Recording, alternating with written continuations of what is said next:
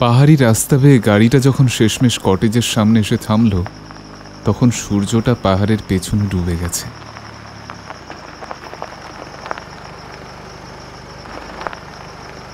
চারপাশে ঘন জঙ্গল, পাতার ফাঁকে ফাঁকে আলো আধারির ছায়া পড়ে আছে। শালিমার রিট্রিট, একটা কাঠের কটেজ, দেখতে যেন পুরনো দিনের কোনো গল্পের বই থেকে উঠে আসা এক রহস্যময় বাড়ি। এটাই কি আমাদের হলিডে স্টে? অর্ক জানালা দিয়ে বাইরে তাকিয়ে জিজ্ঞেস করল। অনিরুদ্ধ সিট বেল্ট খুলতে খুলতে বলল, হ্যাঁ রে, ছবি দেখেই বুক করেছিলাম। ভেতরে একবার ঢুকেই দেখ না কিরকম বাড়িটা। একটা মাটির গন্ধ আসছে, তার সাথে ভিজে পাতা আর কাঠের গন্ধ মিশে গেছে যেন। ব্যাপারটা কিন্তু বেশ অদ্ভুত সুন্দর। গাড়ির ডিকি থেকে ব্যাগ টানতে টানতেই রঘু সামনে এসে দাঁড়াল। বছর 50 বয়স, গায়ে ময়লা চাদর, মুখে কাঁচা পাকা দাড়ি, মুখটা বিষণ্ণ, তবে চোখ দুটো যেন সব কিছু জানে কিন্তু কিছু বলে না। সে জিজ্ঞেস করল, আপনারাই বুঝি অনিরুদ্ধ বাবু? আর হ্যাঁ, আমি অনিরুদ্ধ, আর এরা আমার বন্ধু বিথি আর অর্ক। আপনি নিশ্চয়ই রঘুদা? হ্যাঁ বাবু, চলুন ভেতরে নিয়ে যাই আপনাদের। ঝড় উঠতে পারে আজ, বাতাসের গতি প্রকৃতি পাল্টে গেছে।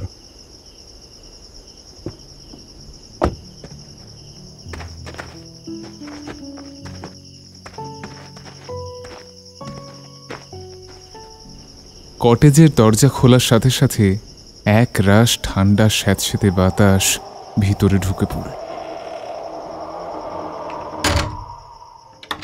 পুরনো কাঠের মেঝেতে হাঁটার সঙ্গে সঙ্গেই অদ্ভুত একটা শব্দ কচমচ করে উঠল।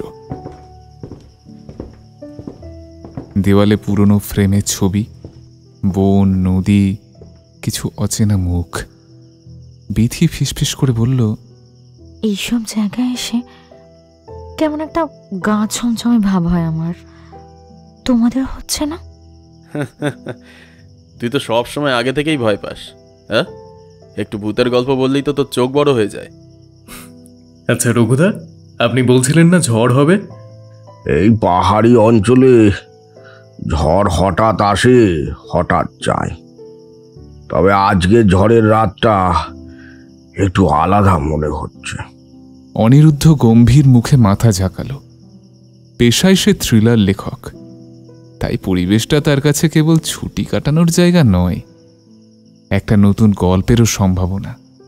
বিকেলের শেষ আলো তখন কটেজের কাঠের দেওয়ালে ম্লান হয়ে আসছে। তিনজনেই বসেছিল লিভিং রুমের এক কোণে, গরম চায়ের কাপ হাতে। হঠাৎই যেন আকাশ ফেটে গেল। একটা প্রচণ্ড শব্দে চারপাশ কেঁপে উঠল। আওয়াজটা এত জোর হয়েছিল যে কটেজের কাঁচের জানলাগুলো পর্যন্ত কেঁপে উঠল। অর্ক চায়ের কাপটা নামিয়ে জানলার দিকে তাকিয়ে বলল, এই শব্দটা বেশ জোরে হলো কিন্তু। দূরে পাহাড়ে বাজ পড়ছে মনে হচ্ছে, কিন্তু আওয়াজটা কেমন যেন লাগলো না? এই কটেজ আর এর আশেপাশের পরিবেশ সব মিলিয়ে একটা অদ্ভুত অস্থির লাগছে। আচ্ছা, এই রকম শব্দ কি রোজই হয়? বাইরে তখনও মেঘে ঢাকা আকাশ। প্রকৃতি যেন সময় গুনছে, আবার কখন আকাশের বুক ছিঁড়ে নামবে পাহাড়ের বুক চিরে দিতে।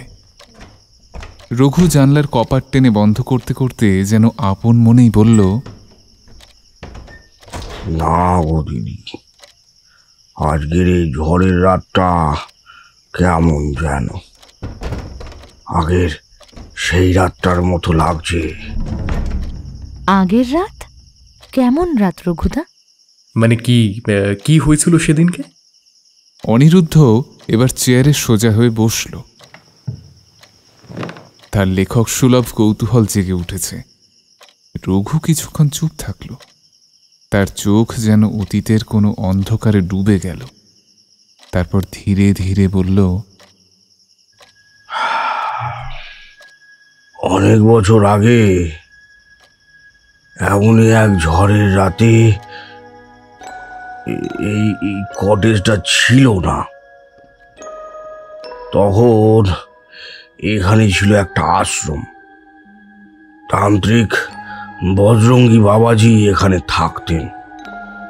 সবাই বলতো উনি ভালো তান্ত্রিক ছিলেন, মানুষের উপকার করতেন। কিন্তু সেই রাতে কিছু একটা খুব ভয়ঙ্কর ঘটেছিল। বাতাস যেন হঠাৎ ঠান্ডা হয়ে এলো। জানালার ফাঁক দিয়ে ভেতরে ঢুকে পড়ল একটা হিমেল হাওয়া, যা কথাগুলোকে যেন জমিয়ে দিল। অর্ক হেসে উঠল। ওই যে শুরু হলো ভূতের গল্প। ভূতের নয় বাবু, অতীতের সত্য। ভালো তান্ত্রিক ছিলেন বজরঙ্গী বাবাজি, মানুষকে সাহায্য করতেন। কিন্তু সেই রাতেই কিছু অদ্ভুত ভয়ানক ঘটেছিল। কিন্তু এর পরের থেকে ঝড়ের রাতগুলো অন্যরকম হতো। যখনই কটেজ তৈরি হয় তখন থেকে এই ঝড়ের রাতগুলোতে এই কটেজে অদ্ভুত আওয়াজ শোনা যেতে লাগে। হাওয়া বাতাস কেমন যেন অস্থির হয়ে ওঠে সেই সময়। আপনি কিছু দেখেছেন বা শুনেছেন?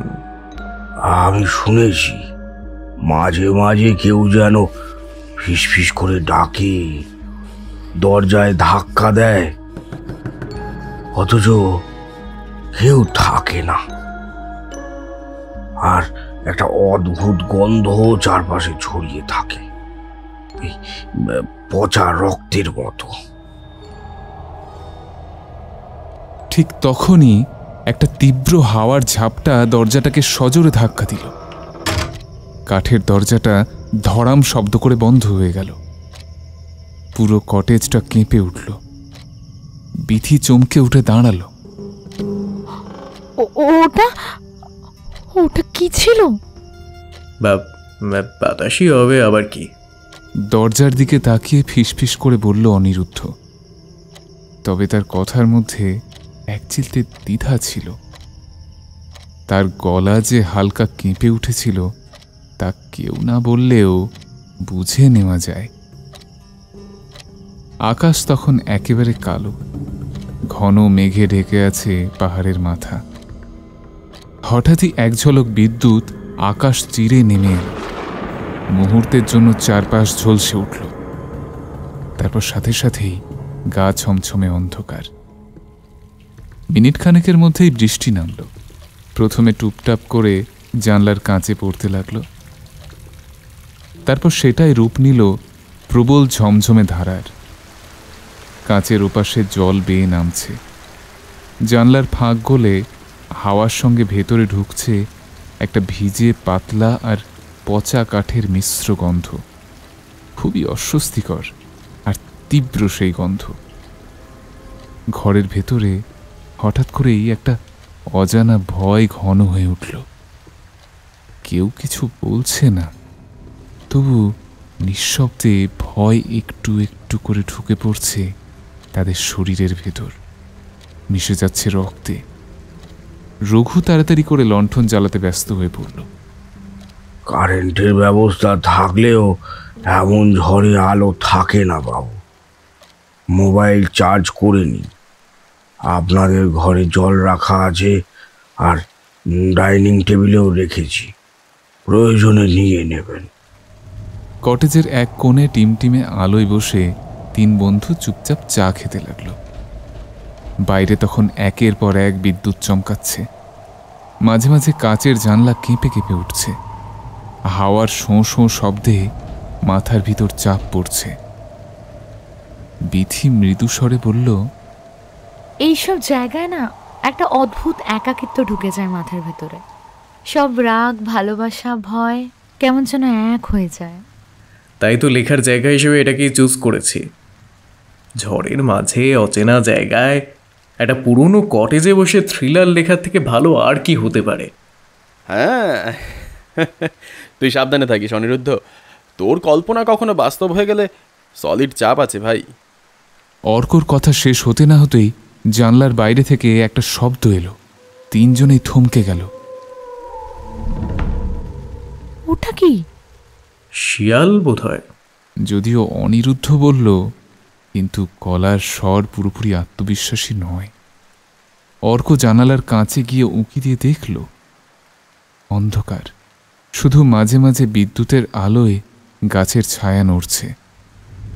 রঘু আবার এসে বলল, দরজাটা বন্ধ করে দিন। আজকের রাতটা কেবল ঝড়ের না, অপেক্ষা করে থাকা কিছু পুরনো অভিশাপের গল্পগুলো জেগে উঠবে। বাতাসে তখন শুধু বৃষ্টির নয়, ভয় আর অজানা আশঙ্কার গন্ধ ভেসে বেড়াচ্ছে।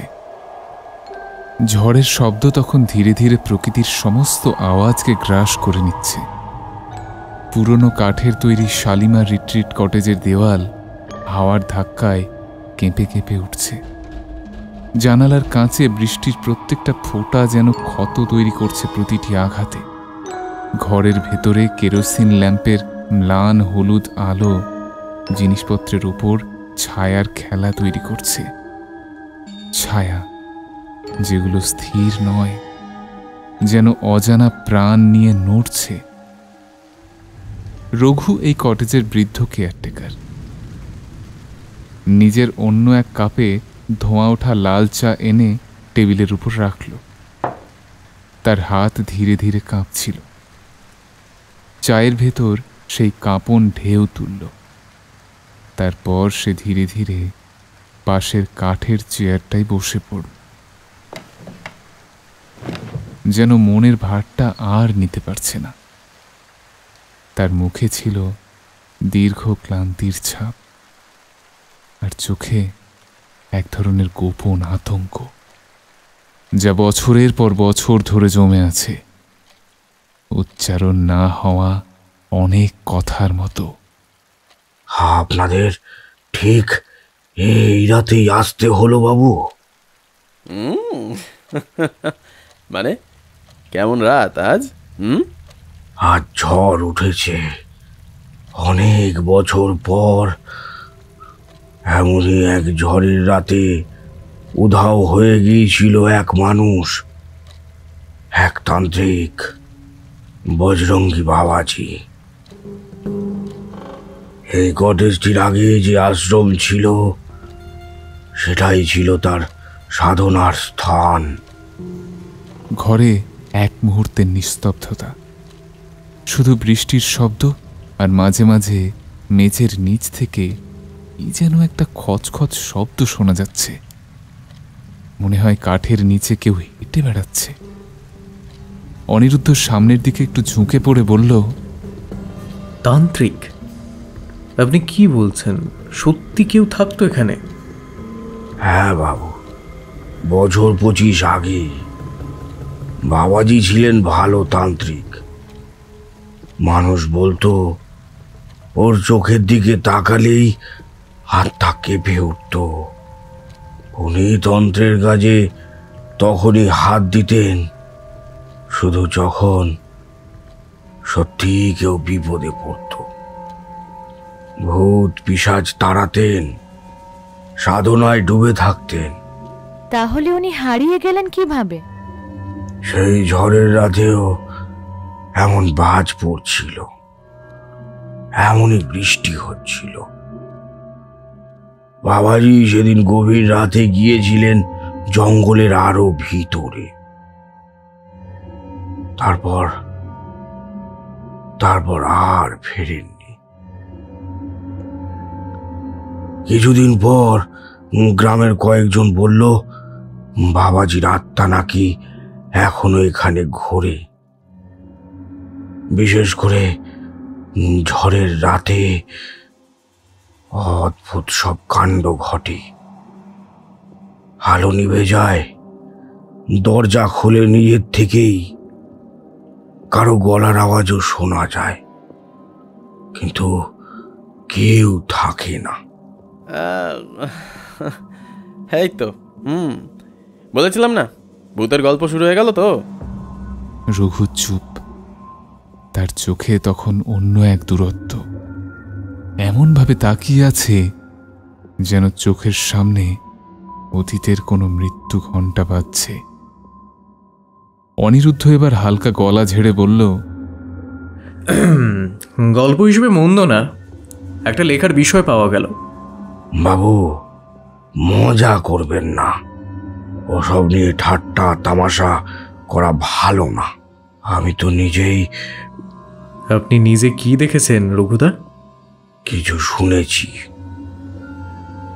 মাঝরাতে দরজার বাইরে দাঁড়িয়ে কেউ কাঁদছিল, মা মা করে ডাকছিল, কিন্তু খোলার পর কিছুই ছিল না। কুকুরটাও পরের দিন নিখোঁজ। আমি তখন বুঝলাম কিছু একটা সত্যিই আছে। কেরোসিন বাতির আলো নিঃশব্দে কেঁপে উঠল।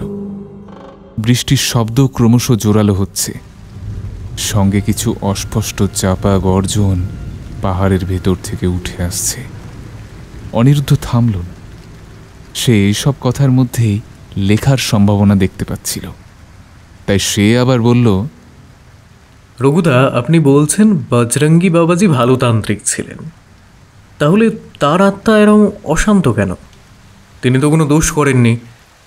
ভালো ছিল ঠিকই, কিন্তু সেই রাতে কি ঘটেছিল তা তো কেউ জানে না।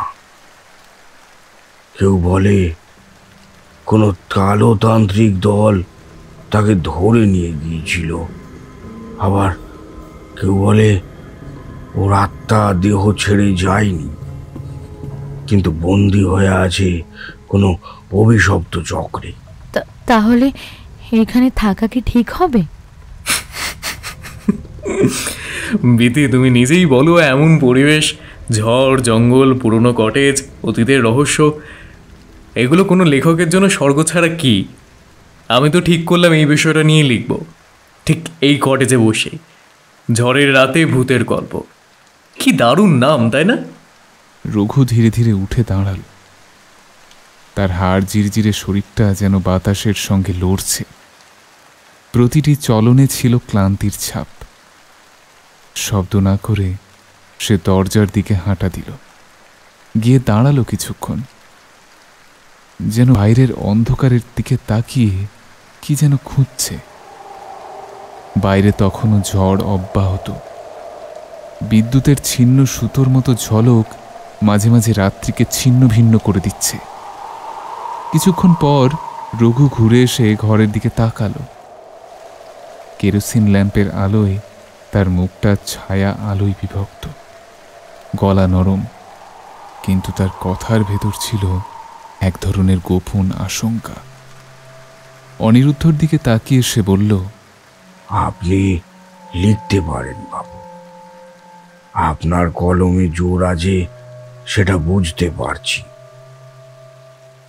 তবে একটা কথা মনে রাখবেন, ঝড় যতদিন না থামে এই কটেজে থাকা কিছু জিনিস স্পর্শ করার চেষ্টা করবেন না, বিশেষ করে পুঁথিটা। হ্যাঁ, কোন পুঁথি? এই কটেজে একটা পুরনো তন্ত্র পুঁথি আছে বাবু, বজরঙ্গি বাবাজির নিজস্ব লেখা। সে পুঁথি কোথায় আছে তা কেউ জানে না,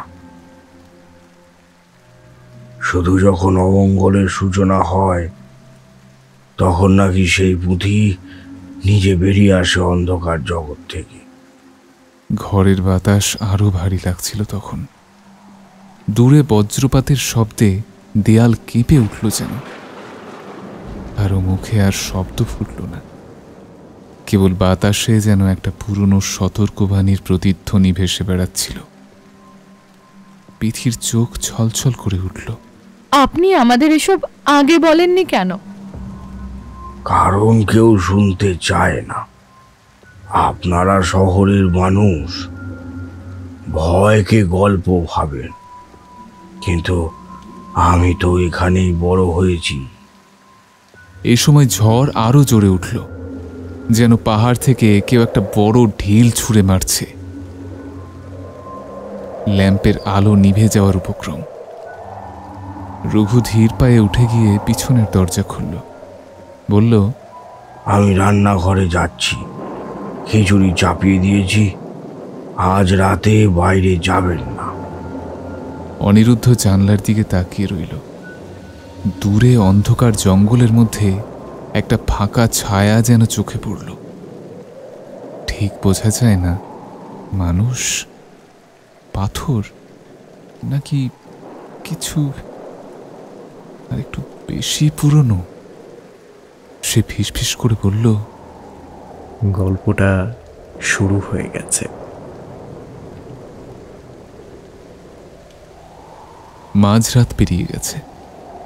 ঘড়ির কাঁটা তখন ধীরে ধীরে দুটো ছুঁতে চলেছে। বাইরের শালিমার রিট্রিট যেন এক মৃত পরিত্যক্ত দেহ, চোখ দুটো শক্ত করে বন্ধ, ঠোঁটে গভীর স্তব্ধতার ছাপ, আর শরীর জুড়ে কুয়াশার আবরণ। ঝড়ের দাপট এখনো থামেনি। আকাশে ঘন ঘন বাজ পড়ার শব্দ, বাতাসের হু হু আওয়াজে যেন কটেজের পুরনো কাঠের হাড়গুলো কেঁপে ওঠে। অর্কর ঘরটা ঘন নীরবতায় ডুবে যায়।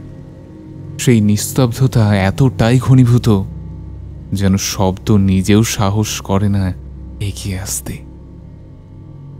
জানালার ফাঁক দিয়ে ঢোকার কথা ছিল রাত্রের চাঁদের আলোর, কিন্তু আকাশ আজ ভারী, মেঘে ঢাকা, গাঢ় ধূসর। চাঁদ যেন নিজেই লুকিয়ে পড়েছে মেঘের আড়ালে, অন্ধকারকে জায়গা ছেড়ে দিয়েছে নির্দ্বিধায়। বিছানায় অর্ক নিঃশব্দে শুয়ে, গভীর ঘুমে মুখ থমথমে, নিঃশ্বাস ভারী ও ভারসাম্যহীন। কপালে জমে থাকা ঘামের রেখা ঝলকে উঠছে মাঝে মাঝে বিদ্যুৎ ছিঁড়ে যাওয়ার আলোয়। বাইরের ঝড় আর ঘরের নিষ্পন্দতা, এই দুয়ের মাঝখানে যেন তৈরি হয়েছে এক অদৃশ্য চাপ, এক অজানা আতঙ্ক, যেটা শুধু অনুভব করা যায়, ব্যাখ্যা করা যায়। এই মুহূর্তে সময়টা যেন দাঁড়িয়ে আছে দমচাপা, গা ছমছমে, যেন কিছু একটা ঘটার অপেক্ষায় আছে এই রাত, এই প্রকৃতি, আর অর্কর নিশ্চল দেহ। সে ঘুমিয়ে আছে। স্বপ্নের মধ্যে অর্ক হেঁটে চলেছে এক অজানা আধার গুহার ভিতর দিয়ে। দেওয়াল ভিজে, পাথরে গড়া ছাদ থেকে টপ টপ করে জল পড়ছে। গুহার ভিতরটা ক্রমশ ঠান্ডা আর ভারী হয়ে উঠেছে। হঠাৎ সে সামনে দেখতে পেল একটা পাথরের স্তম্ভের মধ্যে আটকে থাকা এক কঙ্কাল সদৃশ্য বৃদ্ধকে। তার চুল এলোমেলো, গায়ে কোনো বস্ত্র নেই, আর চোখ দুটো যেন রক্তে ভরা। বৃদ্ধ কাঁদছে, কান্নার শব্দে কাঁপছে গুহার ভিতরের বাতাস। ভাঙা ভাঙা কণ্ঠে সেই কঙ্কাল পুরুষ বলে উঠল, আমার শক্তি ফিরিয়ে দাও, শক্তি, আমার বুদ্ধি খোলো। স্বপ্নটা থেমে গেল হঠাৎই। অর্ক হুঁশ ফিরতেই দেখল তার কপাল ঘামে ভিজে, বুকের ধারে কোথা থেকে যেন এক টুকরো লাল দাগ, রক্ত। কিন্তু সে তাকিয়ে থাকতে না থাকতেই সে দাগ মিলিয়ে গেল, যেন ছিলই না কখনো। সে উঠে বসল, হাত দিয়ে বুক ছুঁয়ে দেখে শুধু হৃদস্পন্দনের শব্দ, বাইরে নিস্তব্ধতা, কিন্তু কানে কানে বাজছে সেই কণ্ঠ, আমার শক্তি ফিরিয়ে দাও। ঠিক তখনই ঠক ঠক ঠক শব্দে দরজায় কেউ যেন কড়া নাড়ল। অর্ক এক মুহূর্ত থেমে রইল। কটেজের পুরনো কাঠের দরজা থেকে শব্দটা যেন একটু বেশি বাস্তব মনে হলো। সে ধীরে ধীরে দরজার দিকে এগোলো। দরজার ফাঁক দিয়ে উঁকি দিল, কিন্তু কাউকে দেখা গেল না। দরজা খুলতেই নিচে পড়ে থাকা একটা ভারী মোটা মাটির ধুলোমাখা পুরনো বই চোখে পড়ল। কালো চামড়ার বাঁধায়, কোনো লেখা নেই মলাটে, কিন্তু তার উপর একটা লাল চিহ্ন। জবা ফুলের পাপড়ি যেন তাজা রক্তে আঁকা। বইটা হাতে তুলে নেওয়ার সঙ্গে সঙ্গেই ঠান্ডা একটা হাওয়া যেন বয়ে গেল ঘরের ভেতর দিয়ে। বাতাস যেন তার ঘাড় ছুঁয়ে এক নিমেষে কানে ফিসফিস করে বলল, খোলো।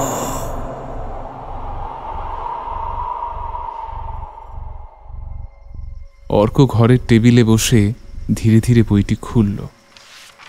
প্রথম পৃষ্ঠাতেই লেখা, শক্তির স্ফুরণ, আত্মার পুনরাবৃত্তি।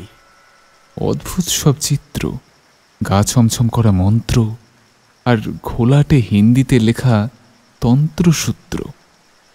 ভাষা আধা খিচুড়ি, কিন্তু অর্থ বোঝা যায়। কিন্তু পুঁথি খুলে পড়া শুরু করতেই ঘরের বাতাস যেন বদলে গেল। বাতাসে কেমন অদ্ভুত একটা গন্ধ ছড়িয়ে পড়ল। পচা রক্ত, পচে যাওয়া কাঠ, ভেজা চামড়া মেশানো একটা গন্ধ। ল্যাম্পের আলো একবার জ্বলল, একবার নিভল। দেয়ালে ঝুলতে থাকা বিথির স্কার্ফটা অকারণে নড়ে উঠল। অর্কের চোখ তখন প্রায় সাদা, স্থির, নিষ্প্রভ।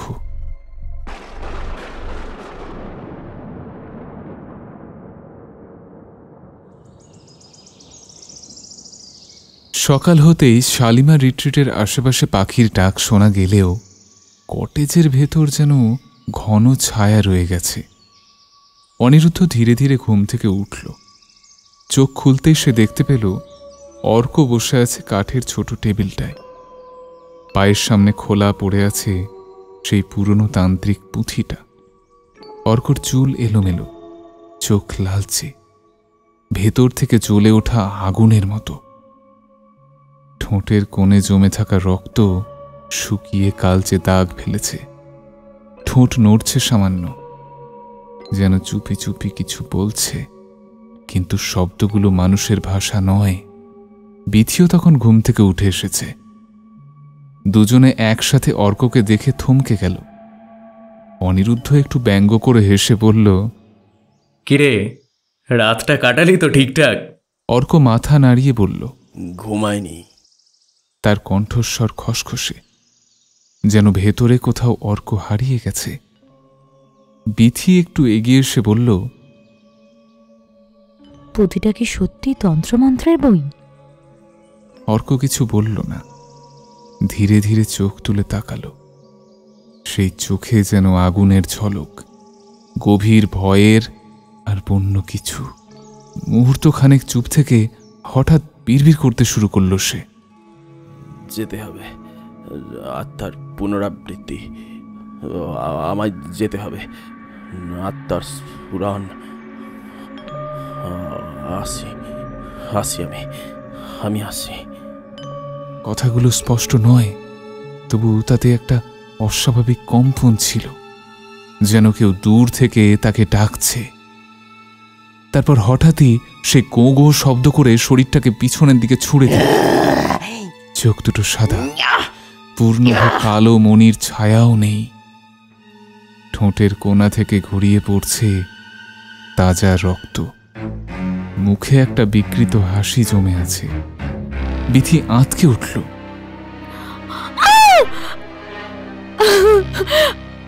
রঘু, রঘু! কিছুক্ষণ পর রঘু দৌড়ে এসে ঘরে ঢুকল। খোলা পুঁথি দেখে তার মুখের রং মুহূর্তে ফ্যাকাশে হয়ে গেল। সে থেমে গিয়ে বিড়বিড় করে কিছু মন্ত্র জপতে লাগলো। এই বইটা খোলার মানেই ছিল বিপদ ডেকে আনা। আমি বলেছিলাম বাবু,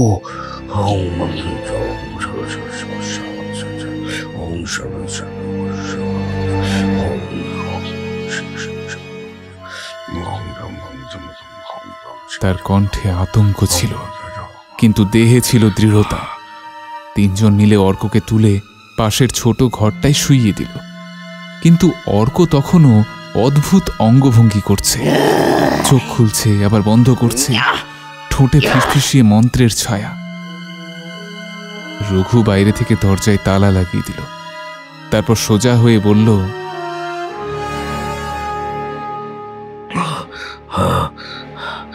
এখন এখন আর উনি মানুষ নেই বাবু, এটা এটা উনি নন।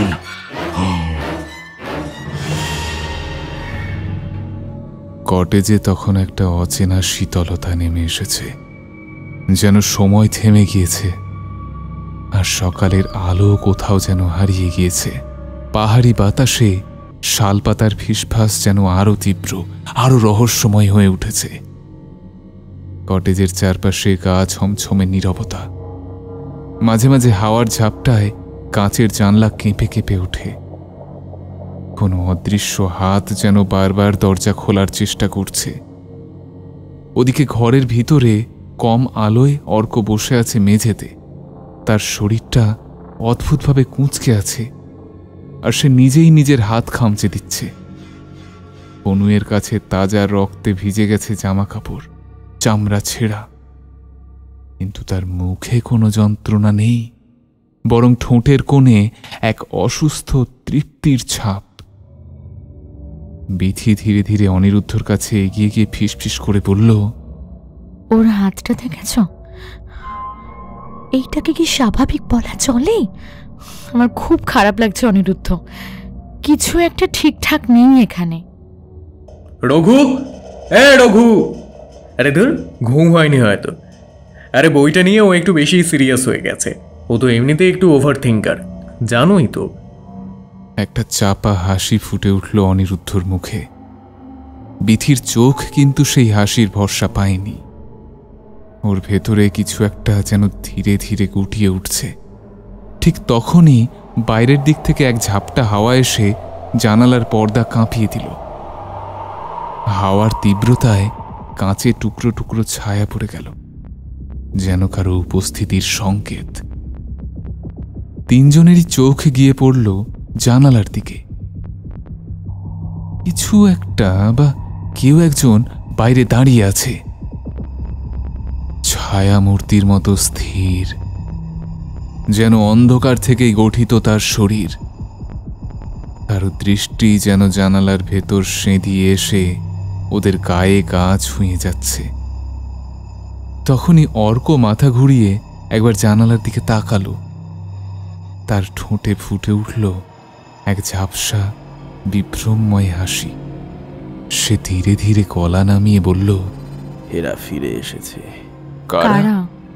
বিথি ও অনিরুদ্ধ একসঙ্গে জিজ্ঞেস করল, কণ্ঠে ভয় ও বিভ্রান্তি।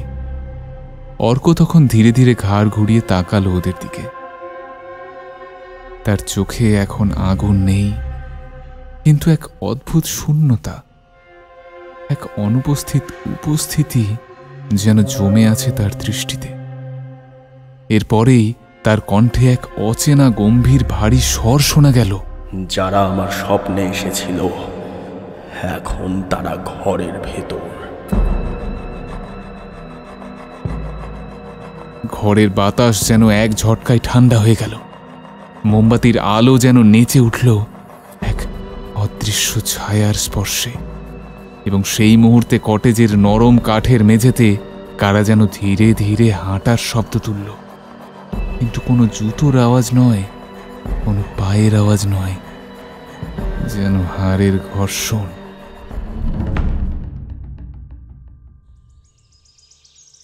ঝড়ের রাত পেরিয়ে গেলেও সকালে কটেজের বাতাসে এক অদ্ভুত উমট ভাব ছিল।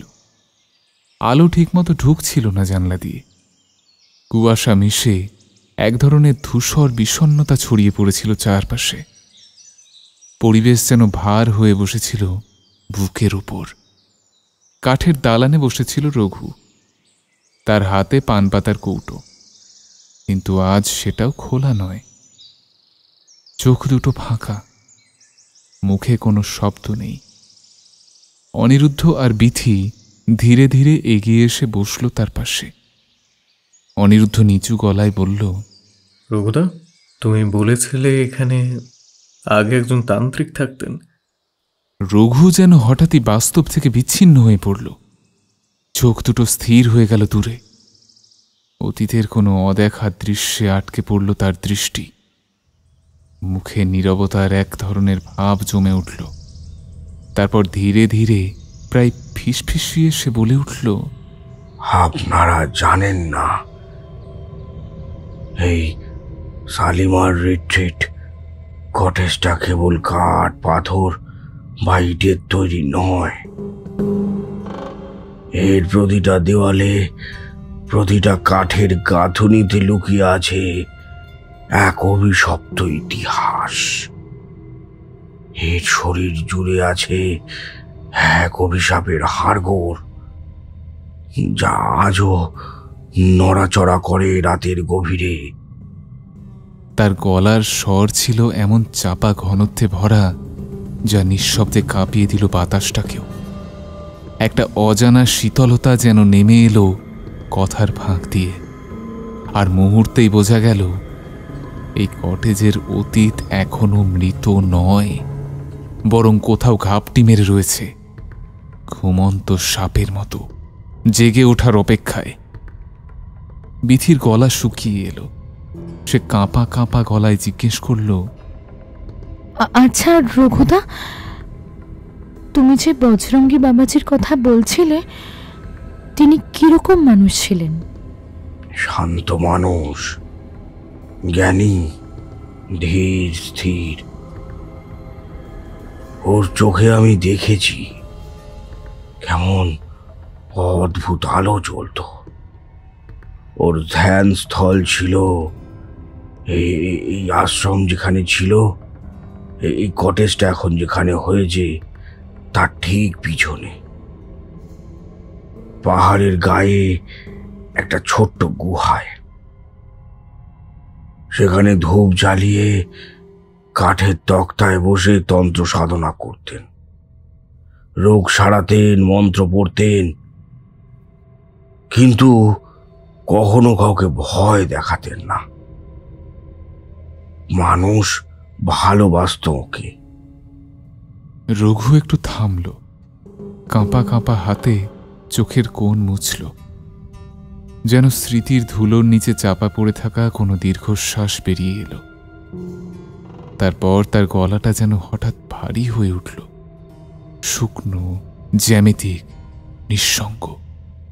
কিন্তু শব্দটা তার ঠোঁট থেকে ঝরে পড়ল একরকম শূন্যতায় মুড়িয়ে। ঠিক তখনই বাতাস থেমে গেল, গাছের পাতাগুলো স্তব্ধ হয়ে গেল, যেন কেউ অদৃশ্য হাতে থামিয়ে দিয়েছে তাদের দুলুনি। সেই স্তব্ধতার মাঝখানে দূরে কোথাও বাজ পড়ল। একটা বিদ্যুৎ চিহ্ন আকাশ চিরে নামল এবং তার আলো ক্ষণিকের জন্য আধার ঘরের কোণে ছায়ার মুখ উল্টে দিল। রঘুর কথা আর কেউ থামালো না, যেন চারপাশ, এমনকি প্রকৃতিও অপেক্ষা করছিল পরের সেই ভয়ঙ্কর সত্যিটা শোনার জন্য। রঘু বলতে লাগল, এক রাতে অনেক দূর থেকে কয়েকজন লোক এলো, মুখ ঢাকা, গায়ে কুচকুচে কালো চাদর, হাতে অদ্ভুত কাঠের বাক্স। ওরা ছিল পিশাচ সাধক, তন্ত্র জানত, কিন্তু ওরা চেয়েছিল অন্যের শক্তি চুরি করতে, অন্ধকারের দখল নিতে। ওরা বাবাজিকে ঘিরে ধরল, বন্দি করল তাকে ওরই গুহায়। চারিদিক তখন অন্ধকার, কেবল মন্ত্র আর আর্তনাদের গুঞ্জন। তোমাদের বন্ধু অর্ক ও পুঁথিটা খুলেছে। এখন এখন ও আর একা নেই। বাবাজির ব্যথার ফাটল দিয়ে কিছু প্রবেশ করেছে ওর ভেতর। তিনজনের গায়ে কাঁটা দিয়ে উঠল। একটা দমকা হাওয়া এসে জানলার পর্দা উড়িয়ে দিল। বারান্দার কোণে রাখা পুরনো ঘণ্টাটা অকারণে বাজতে লাগলো। একটা অদৃশ্য উপস্থিতি যেন ঘরের ভিতর ঘুরে বেড়াচ্ছে। রঘু ধীরে বলল, ঝড় না থামা পর্যন্ত আর পুঁথিতে হাত দেবে না, না হলে অর্ক আর ওর শরীর এক থাকবে না। কিছুক্ষণ নীরবতা। হাওয়ার গর্জন কানে এলো আবার, কিন্তু তাতে কেবল শব্দ ছিল না, ছিল কোনো প্রাচীন নিঃশ্বাস, রক্তমাখা ইতিহাসের শ্বাস। এক বিভীষিকা যা এই কটেজের কাঠের তক্তায়, দেওয়ালের ফাটলে, বাতাসের ঘ্রাণে মিশে আছে, অপেক্ষায় আছে আবার জেগে ওঠার।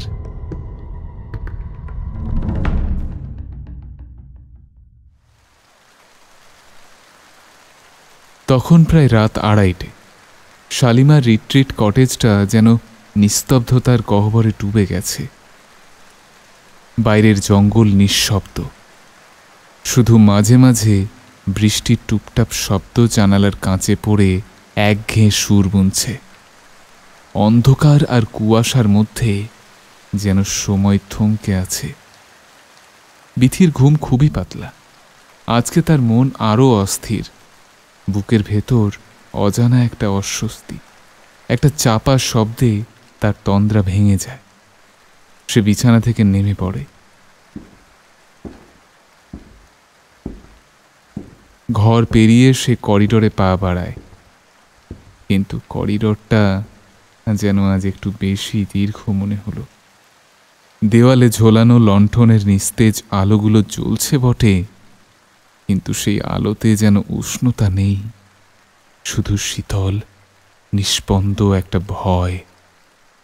ওয়াশরুমের দরজাটা খুলে ভেতরে ঢুকে আয়নার সামনে দাঁড়াতেই হঠাৎই বুকটা ধক করে উঠল তার। পেছনে কে যেন দাঁড়িয়ে আছে। সেই মুহূর্তে আয়নায় স্পষ্ট দেখা গেল সেই ছায়ামূর্তিটা।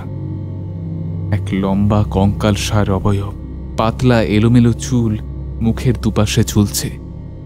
চোখের জায়গায় কেবল দুটো গভীর শূন্য অন্ধকার।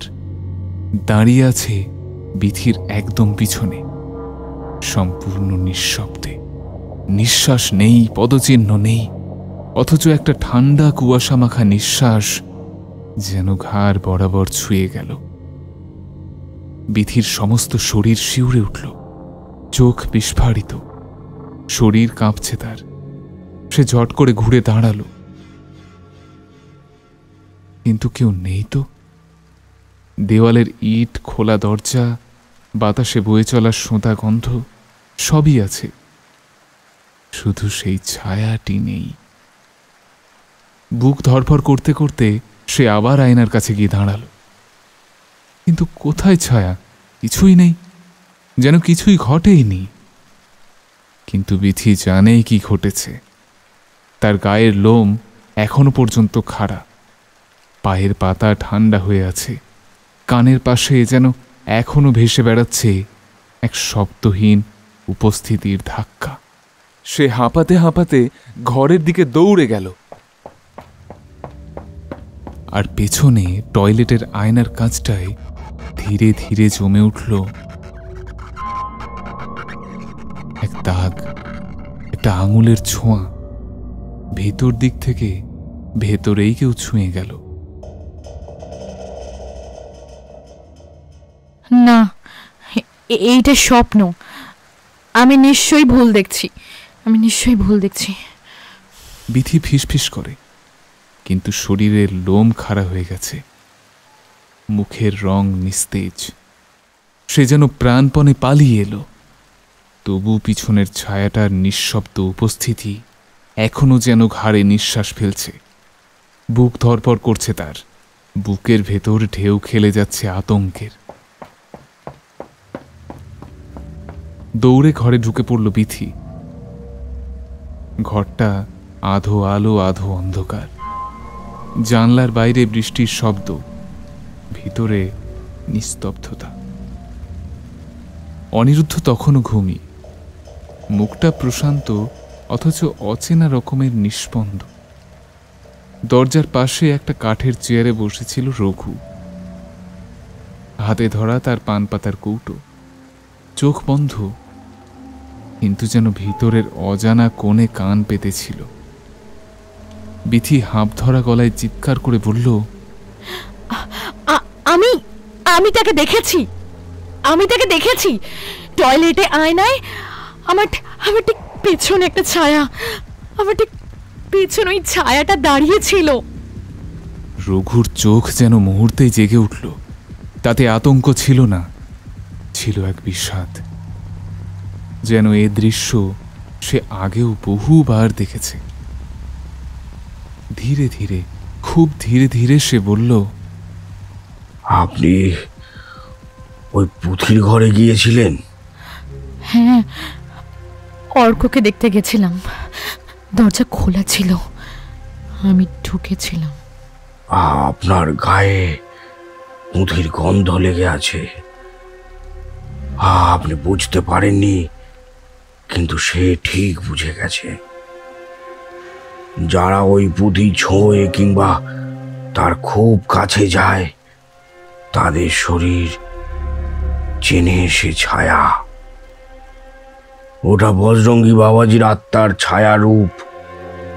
সে সামনে আসে না, ও বলে না কিছু, শুধু জানিয়ে দেয় আমি এসেছি। বিথি দম বন্ধ করে তাকিয়ে থাকে তার দিকে। হঠাৎ ঘরের ভিতর থেকে একটা শব্দ ভেসে আসে, ঠুক ঠুক ঠুক। ধাতব কিছু একটা যেন দেওয়ালে আঘাত করছে বারবার। ওটা কোথা থেকে আসছে? বিথির গলা কাঁপছে। রঘু উঠে দাঁড়ালো, তারপর গলাটা আরেকটু নিচু করে বলল, এখন এখন শুরু হলো আত্মার অনুপ্রবেশ। আত্মা একা আসে না, সে দেহ খোঁজে। আর আপনারা পুঁথিকে ছুঁয়েছেন, তার পরম্পরা এখন শুরু হয়েছে। ঘরের বাতাস ভারী হয়ে উঠল, যেন অদৃশ্য কারোর নিঃশ্বাস জমা হতে লাগলো চারপাশে।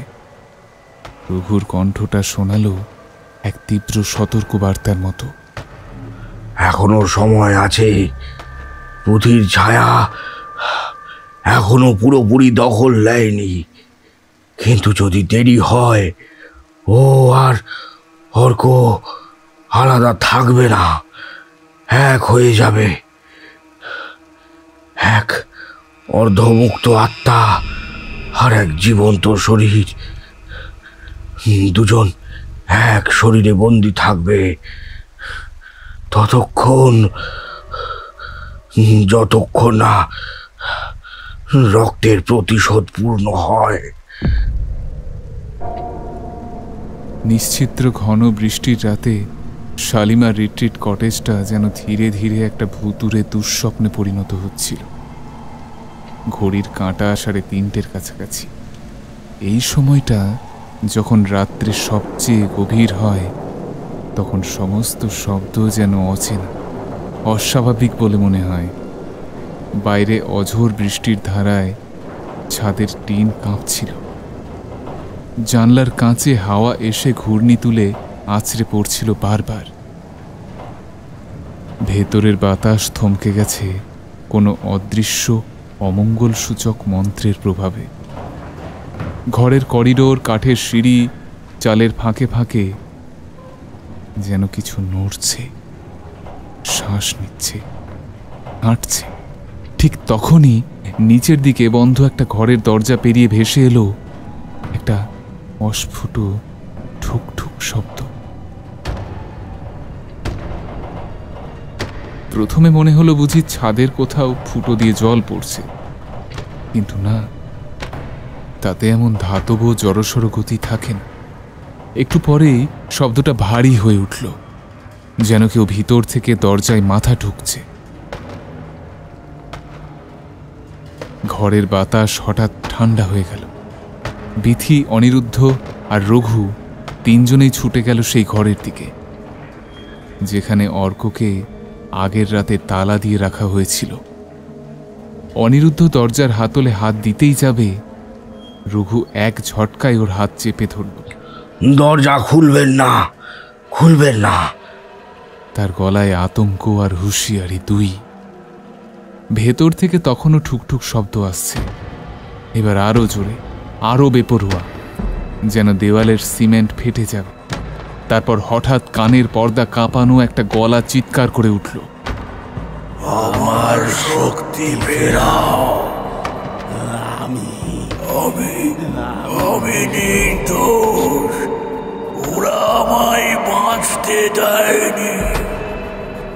আওয়াজটা প্রথমে অর্কর গলার মতোই শোনালো, কিন্তু তাতে একটা অন্যরকম ভার, গভীর ঘূর্ণি, অদ্ভুত কাঁপুনি, যেন একটা মৃত মানুষের মুখ দিয়ে চেঁচাচ্ছে অন্য কেউ। বিথি পিছনে সরে গেল। ওর গলা বদলে গেছে, ফিসফিস করে বলল সে। শরীরটা যেন তার জমে গেছে ভয়ে। রঘুর মুখও ফ্যাকাশে, ঠোঁটগুলো কাঁপছিল তার। সে যেন বোঝার চেষ্টা করছিল কতটা সময় হাতে আছে। সে ধীরে ধীরে বলল, এইটা বাবাজির কণ্ঠ। এমনভাবে সে কথাগুলো বলল যেন নিজেকেই বিশ্বাস করাতে চাইছে। তিনজনই নিঃশব্দে দাঁড়িয়ে রইল সেই বন্ধ দরজার সামনে। দরজার ওপারে তখন মাথা ঠোকার ভয়ানক শব্দ, আর মাঝে মাঝে শ্বাসরোধকারী গোঁ গোঁ চিৎকার শোনা যাচ্ছে।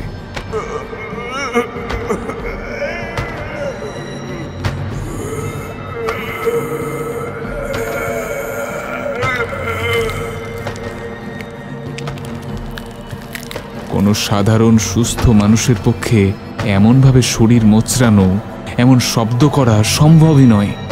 আর এই বাস্তবতায় দাঁড়িয়ে রঘুর কথাটাই তখন একমাত্র গ্রহণযোগ্য শোনাল, যে বজরঙ্গী বাবাজির আত্মা ফিরে এসেছে। রাতের সেই মুহূর্তটায় যেন সময় থেমে গিয়েছে। বাইরে শুধু বৃষ্টি, বাতাস আর হিংস্রতার শব্দ। ওরা সেদিকে তাকিয়ে আছে শূন্য চোখে, যেন কেউ ঠেলে দিয়েছে এক বিভীষিকার দরজায়। হঠাৎ করেই ভেতরের জানালাটা ঝনঝন করে ভেঙে পড়ল। কাঠের টুকরোগুলো চারিদিকে ছিটিয়ে গেল, আর সঙ্গে সঙ্গেই একটা চিৎকার।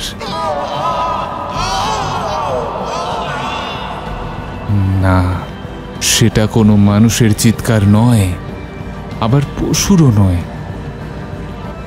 যেন মৃত আর জীবিতের মাঝখানে আটকে পড়া এক আত্মার কান্না। অর্কর দেহ ছিটকে জানালা ভেঙে বৃষ্টি ভেজা বনের দিকে গিয়ে পড়ল। দৃশ্যটা এতই হঠাৎ আর অস্বাভাবিক ছিল যে কেউ কিছু বুঝে ওঠার আগেই সে অদৃশ্য হয়ে গেল রাতের অন্ধকারে।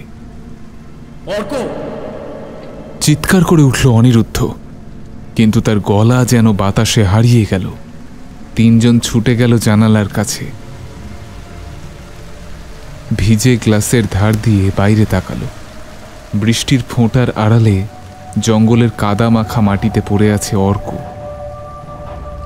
কিন্তু সে উঠে দাঁড়ায়নি, বরং তার শরীর মোচড়াচ্ছে, কাঁপছে, যেন ভিতর থেকে কিছু বেরিয়ে আসতে চাইছে। দু হাত মাটিতে গেঁথে গেছে, নখগুলো উঠে গিয়ে মাটি চিরছে। ফিসফিস করে কাঁপা কাঁপা কণ্ঠে বিথি বলল, ওর শরীরটা নরম হাড়ের মতন মোচড়াচ্ছে, কেমন নরম হাড় যেমন ওই রকম মোচড়াচ্ছে।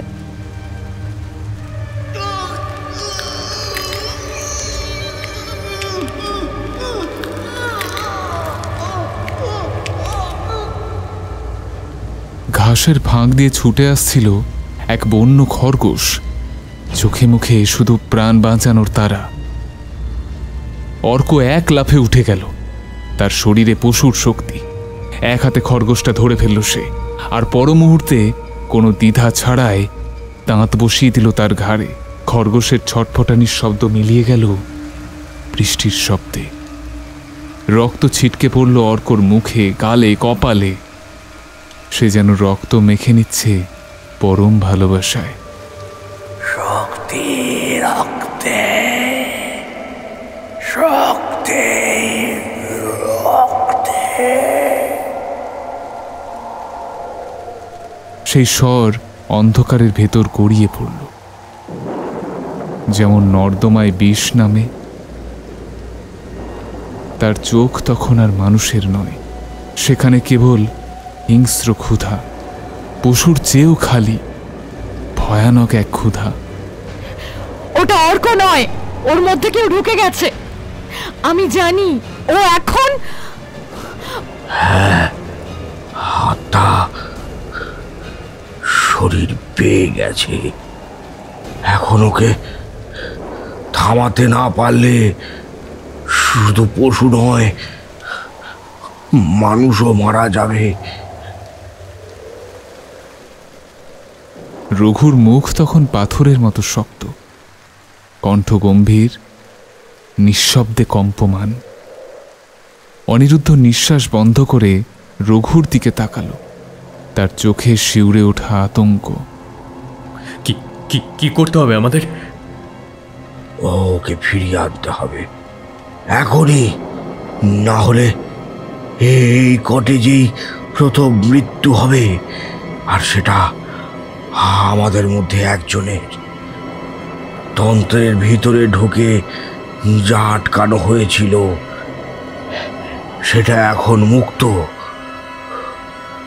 ও যদি একবার পূর্ণ রক্ত পিপাসু রূপ পায়, তাহলে তাহলে ওর মধ্যেকার আত্মা কখনোই বেরোবে না।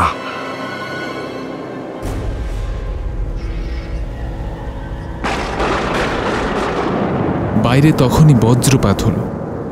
আলোর ঝলকে অর্কর দাঁত ভরা মুখটা দেখা গেল, রক্তমাখা, ভয়াল, অর্ধপিশাচ অর্ধমানব। সে হঠাৎ মাথা তুলে চেয়ে বলল,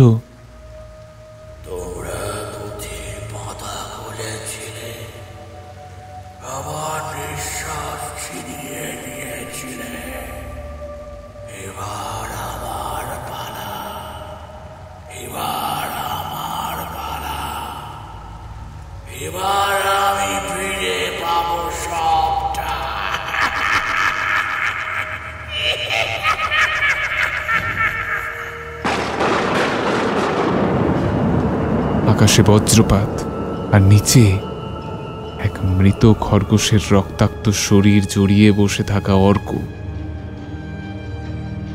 তার শরীরের ভাঁজে তখন শুধুই এক সত্তার পিশাচ হাসি। ঝড় যেন হঠাৎ আরো জোরে বইতে শুরু করল। চারিদিকে বজ্রের গর্জন, পাতায় কর্কশ চিৎকারে ভরে উঠল জঙ্গল। রঘু হাতে একটা লাঠি নিয়ে ছুটে গেল অর্কর দিকে। সে তখনও মাটিতে নেমে খরগোশের মৃতদেহটাকে চুষছে। মুখে রক্ত, দাঁতের ফাঁকে ফাঁকে লাল মাংস। অর্ক মাথা তুলে রঘুর দিকে তাকালো। চোখ দুটো সেই চোখ মানুষ নয়, সেগুলো যেন অন্ধকারে জন্মানো কোনো পুরনো পাপের জন্মচিহ্ন। অর্ক, আমি রঘু, ফিরে আয়। ওই আত্মা না হলে তোকে শেষ করে দেবে।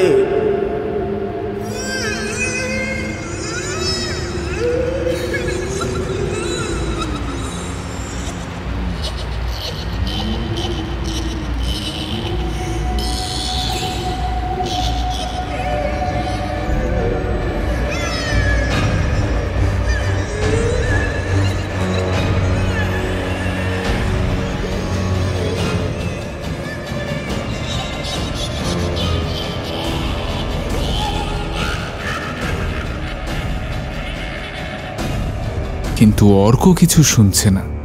তার গলা দিয়ে তখন এক অদ্ভুত কষা ঘষা আওয়াজ বেরোচ্ছে, কখনো কাঁদার মতো, কখনো হেসে উঠছে। ঠান্ডা হাড় কাঁপানো হাসি, অর্ক ধীরে ধীরে উঠে দাঁড়ালো। তার শরীর তখন কাঁপছে, যেন ভিতরে কেউ গেঁথে বসেছে। হঠাৎ সে এক ঝটকায় নিজের বুকের উপর হাত চালালো। দেখতে দেখতে নিজের নখ দিয়েই ছিঁড়ে ফেলল বুকের চামড়া। রক্ত ছুটে বেরিয়ে এলো, কিন্তু সে থামল না। হাসতে হাসতে বলল, রক্ত চাই, রক্ত চাই, আমি সুস্থ হব, আমি মুক্ত হব, সত্যি রক্তে। ও নিজেকে শেষ করে ফেলবে, ও নিজেকে শেষ করে ফেলবে।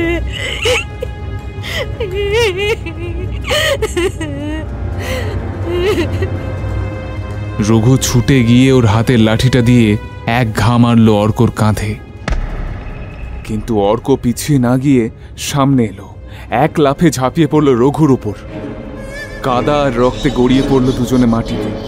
অর্ক তার দাঁত বসিয়ে দিল রঘুর কাঁধে।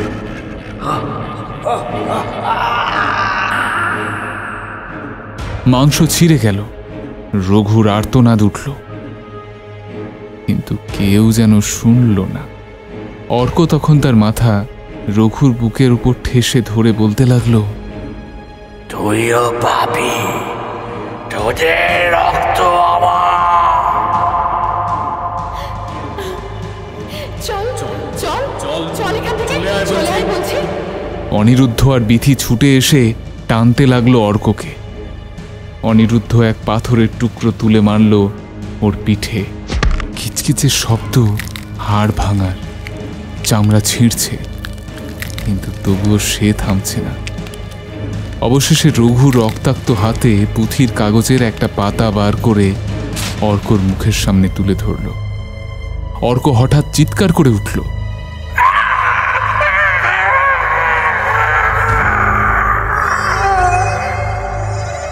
মুখ ঢেকে মাটিতে গড়াতে লাগলো।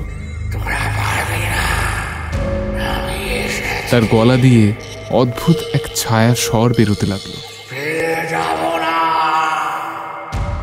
তারপর অর্ক জ্ঞান হারালো। চারপাশে শুধু রক্ত, কাদা আর নিস্তব্ধতা। কেবল দূরে জঙ্গলের ভিতর থেকে যেন কেউ নিঃশ্বাস ফেলছে, লম্বা, ধীরে ধীরে, প্রতীক্ষার মতো। ঘাসে গড়িয়ে পড়া রঘুর নিঃশ্বাস তখন টালমাটাল। প্রতিটা শ্বাস যেন ওর শরীর ছিঁড়ে বেরিয়ে আসছে। কাঁধটা রক্তে ভিজে একেবারে লাল হয়ে গেছে। সেই রক্ত বেয়ে নেমে গেছে কোমরের নিচ পর্যন্ত। ছেঁড়া জামার ফাঁক দিয়ে দেখা যাচ্ছে কাঁচা থ্যাতলানো মাংস, চামড়ার খোঁচা উঠে গেছে জায়গায় জায়গায়।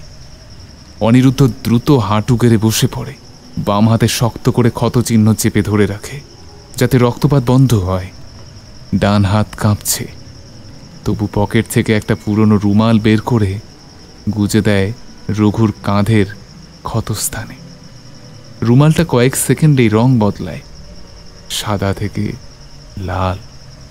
বিথি একটু দূরে দাঁড়িয়ে আছে, চোখ বড় হয়ে আছে ভয়ে, ঠোঁট ফাঁকা, কিন্তু আওয়াজ বেরোচ্ছে না। তারপর সে ফিসফিস করে বলে, বাঁচবে তো?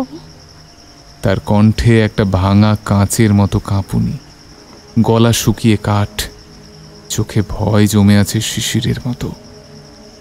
রঘুরও ঠোঁট কাঁপছে। ওকে থামাতে হবে, পুঁথির পাতাগুলো আগুনে আগুনে পোড়াও। কিন্তু অর্ক, ও তো। অনিরুদ্ধ থেমে গেল মাঝপথে। বাক্যটা যেন নিজের ওজনেই গিলে নিল সে। তার দৃষ্টি পড়ে একটু দূরে পড়ে থাকা অর্কর শরীরের দিকে। অর্ক অজ্ঞান, কিন্তু নিঃসঙ্গ নয়। তার শরীরটা শুয়ে থাকলেও ভেতরে যেন কিছু নড়ছে। বুকটা হঠাৎ হঠাৎ উঁচু নিচু হচ্ছে, পেট মোচড়াচ্ছে, হাতের আঙুলগুলো কেঁপে উঠছে হঠাৎ করেই। চোখের পাতা কাঁপছে অস্বাভাবিকভাবে, তেমনভাবে নয় যেভাবে স্বপ্ন দেখে কেউ, যেন চোখের ভেতরে কেউ জেগে উঠেছে, ক্রমশ নিজের উপস্থিতি জানান দিচ্ছে। একটা মুহূর্তে তার ঠোঁট ফাঁক হয়ে এলো, শব্দহীন, কিন্তু শ্বাসটা যেন ধাতব। অর্ক নয়, যেন অর্কর ভিতরে বন্দী হয়ে থাকা কিছু একটা এবার শরীরের অধিকার নিচ্ছে। অনিরুদ্ধ রঘুর পাশে ঝুঁকে বলল, এটা শেষ মুহূর্ত না তো? তার গলায় স্পষ্ট ভয়ের ছাপ। রঘু অতি কষ্টে চোখ খুলে তাকায়, গলা ফাটছে তার, কিন্তু তবু বলল, শুরু। এটা তো কেবল শুরু। চারপাশ তখন নিঃশব্দ, কেবল বৃষ্টির ধারা আর দেহর ভেতর থেকে জেগে ওঠা এক অজানা সত্তার নিঃশ্বাস, যা এখন অর্ক নয়, বরং সেই পুরনো অভিশাপ, যা আগুন চায়, যা রক্ত চায়, যা ফিরে এসেছে শোধ নিতে। হঠাৎ একটা গর্জন ভেসে এলো বনের ভেতর থেকে। না, ওটা কোনো পশুর ডাক নয়, আবার মানুষেরও না। মনে হলো যেন কেউ বহু দিন ধরে কষ্টে আছে, আগুনে পুড়ে গেছে, আর সেই যন্ত্রণা নিয়ে চিৎকার করছে। ওই গর্জনের সঙ্গে সঙ্গেই বাতাস পাল্টে গেল। হাওয়া ঠান্ডা নয়, বরং কেমন একটা বিষের মতো মনে হচ্ছে। পোকামাকড়গুলো উধাও হয়ে গেছে, চারপাশে অদ্ভুত নিস্তব্ধতা। গাছের পাতাগুলো কাঁপছে না, বরং অস্বাভাবিকভাবে দুলছে, যেন কেউ অদৃশ্য হাতে নাড়াচ্ছে। বিথির বুকটা হঠাৎ করে ফাঁকা হয়ে গেল, যেন ভেতরটা হিম হয়ে গেছে। সে একটাও কথা না বলে দৌড়ে গেল কটেজের দিকে। ভিজে কাঠের সিঁড়ি কিঞ্চিত শব্দ করল তার পায়ের নিচে। ঘরের মধ্যে ঢুকে বিথির মনে হলো এখানে কেউ আছে। না, চোখে দেখা যাচ্ছে না, কিন্তু বাতাস ভারী, নিঃশ্বাস নিতে কষ্ট হচ্ছে। সে কাঁপতে কাঁপতে খুঁজতে লাগলো পুঁথির পাতাগুলো, যেগুলো আগুনে পোড়ালেই সব কিছু শেষ হয়ে যেতে পারত। হঠাৎই সে থেমে গেল। ঘরের এক কোণে রাখা ট্রাঙ্কের ঢাকনা খোলা, ভেতরটা ফাঁকা, পাতাগুলো নেই। সে ভয় পেয়ে চিৎকার করে উঠল, অনিরুদ্ধ, রঘু, পাতাগুলো কেউ কেউ নিয়ে গেছে। নিচে তখন অনিরুদ্ধ রঘুকে কাঁধে তুলে টেনে আনছিল ঘরের দিকে। ওদের শরীর কাদা আর রক্তে ভেজা। হঠাৎ অনিরুদ্ধর পায়ের নিচে কিছু একটা শব্দ হলো। নিচে তাকিয়ে দেখল একটা ছেঁড়া পাতার টুকরো। ওটা হাতে নিয়ে দেখল পিছনে লেখা আছে, যে রক্ত একবার আত্মা পেয়েছে সে আর মানুষে ফিরতে চায় না। সে চায় দেহের দখল আর উৎসর্গ। ঠিক তখনই বাইরে বাজ পড়ল, খুব কাছে। ঘরের কাঁচ কেঁপে কেঁপে উঠল, আর অর্কর শরীর ধীরে ধীরে কাঁপতে লাগলো। একটু পর সে চোখ খুলল, কিন্তু ওগুলো তার চোখ না। চোখ দুটো লালচে, অন্ধকার, আর দৃষ্টিটা এমন যেন কারোর চোখ নয়। চোখের ভিতর দিয়ে অন্য কেউ যেন তাকিয়ে রয়েছে। রঘু ফিসফিস করে বলল, শুধু একটা পাত্র,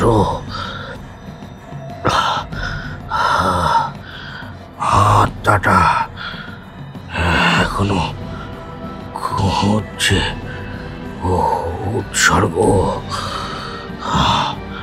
তাহলে তাহলে ওর পরের লক্ষ্য আমাদের মধ্যে কেউ। ঘরটা একেবারে নিস্তব্ধ।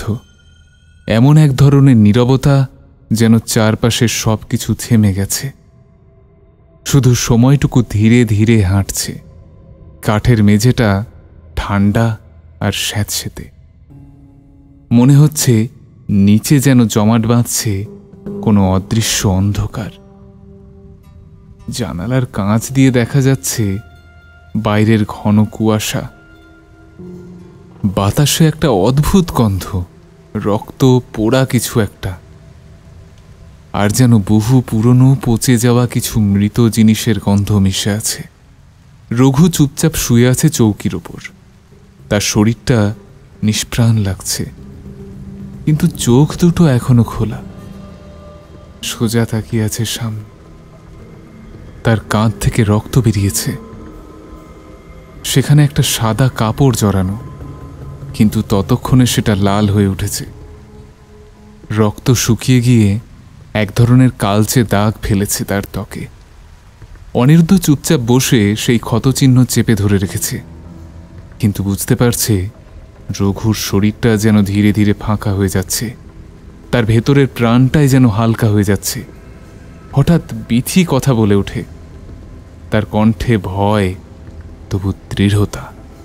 আমি করব, আমি আত্মাটাকে ফাঁদে ফেলবো, আমি যাব বৃত্তের ভেতরে। তুই পাগল হয়েছিস? ওটা অর্ক নয়, ওর মধ্যে এখন অন্য কিছু বাসা বেঁধেছে।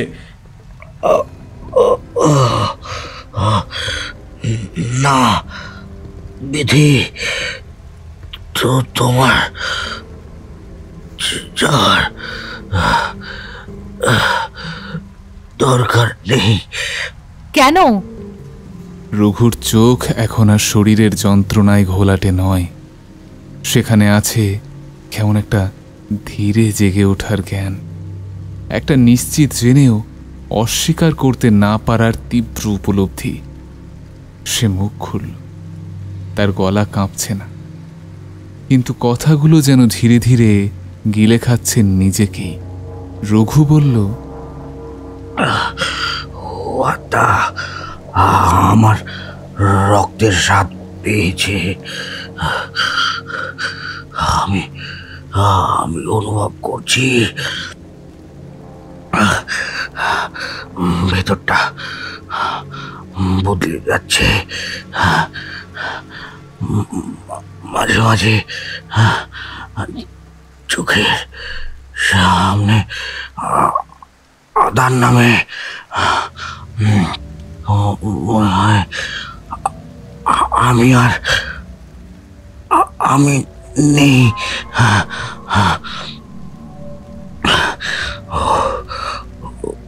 ওই বোন, ওই ছায়া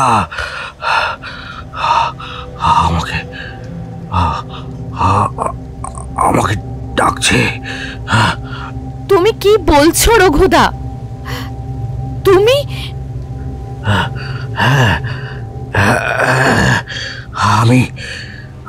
আমি পিশাচ হয়ে যাচ্ছি। আমার শরীর ধ্বংস নাও হলে আমি নিজেই পরিণত হব ওই দানবে।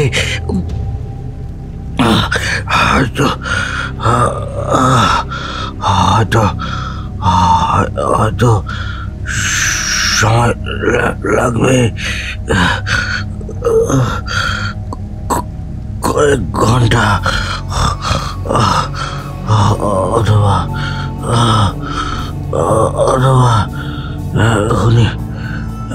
এখন শুরু হয়ে গেছে।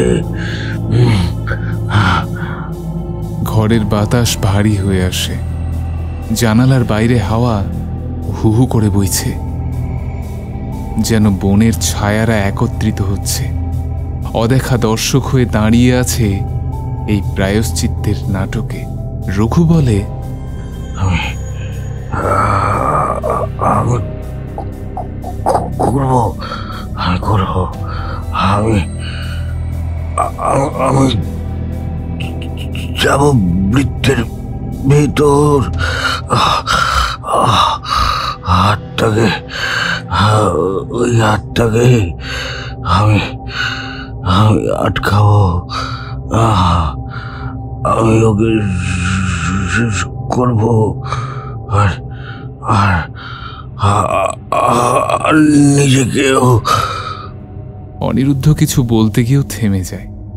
তার মুখটা শুকিয়ে এসেছে, হাত দুটো কাঁপছে। সে বোকার মতো রঘুর দিকে তাকিয়ে থাকে। বিথি হঠাৎ ফুপিয়ে ওঠে, কান্না আসছে, কিন্তু চোখে জল নেই।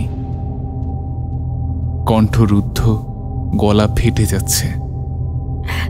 তুমি তো আমাদের সঙ্গে, তুমি তো আমাদের সঙ্গে ফিরে আসতে পারতে রঘুদা। কিছু তো একটা উপায় আছে, কিছু কিছু তো একটা উপায় নিশ্চয়ই বেরোবে। ফেরার পথ নেই, ওই রক্ত আমার আমার শরীরে ঢুকে পড়ছে। ওই ওই অস্তিত্ব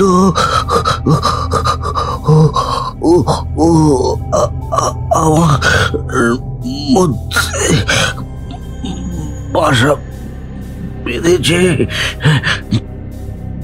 আমি আমি আমি অনুভব করছি ওর ইচ্ছা, ওর ওর ওর ওর ক্ষুধা ক্ষুধা।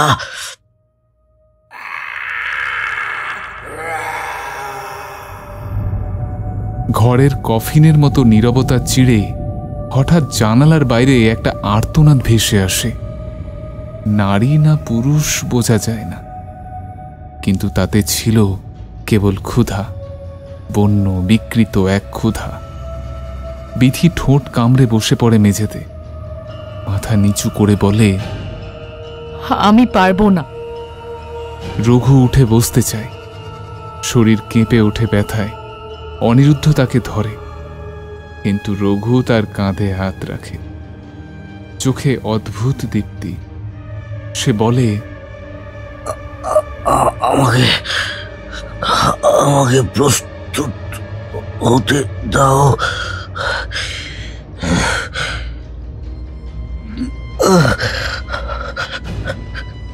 যে যে মন্ত্রগুলো, যেগুলো একমাত্র আত্মাটাকে রুখতে পারে,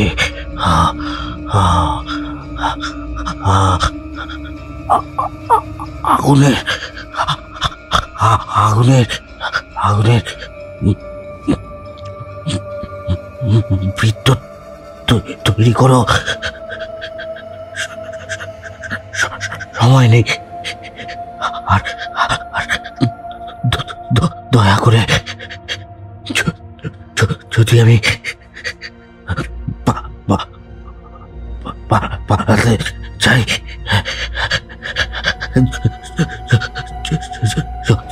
যদি আমি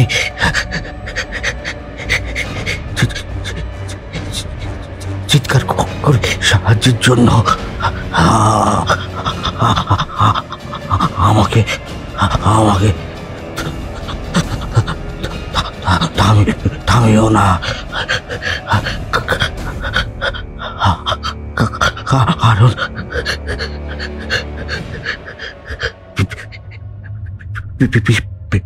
পিশাচ হতে আমি মরতে পারবো না। আমি মরতে পারবো না। বাইরের বৃষ্টির শব্দটা থেমে গেছে। হাওয়া এখন আর স্রেফ বাতাস নয়, তা যেন কারো নিঃশ্বাস। অনিরুদ্ধ চুপচাপ মাথা নাড়ে। রঘু তখন ফিসফিস করে ওঠে, যেন নিজেরই কাছে বলে, আত্মা শুধু দেহ চায় না, চায় ভয়, চায় চায় মনের দখল, মনের দখল। আমি আর আমি তা ওকে ওকে দেব না, দেব না। তার কণ্ঠ তখন যেন কোনো আত্মার মতো শীতল। ঘরের বাতি দপ করে নিভে গেল এক মুহূর্তের জন্য। মেঝের উপর ছায়ারা কাঁপল, আর দূরে বনের ভেতর থেকে একটা চিৎকার ভেসে এলো।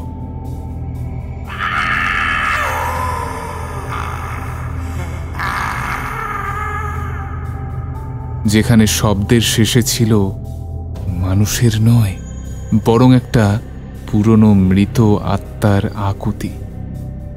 রঘু কষ্ট করে হাসল। সেই হাসির মধ্যে কোনো সান্ত্বনা নেই, বরং একটা অদ্ভুত বিকৃত আত্মদহনের গল্প। পিশাচ না হই, কিন্তু মানুষ তো আর থাকিনি।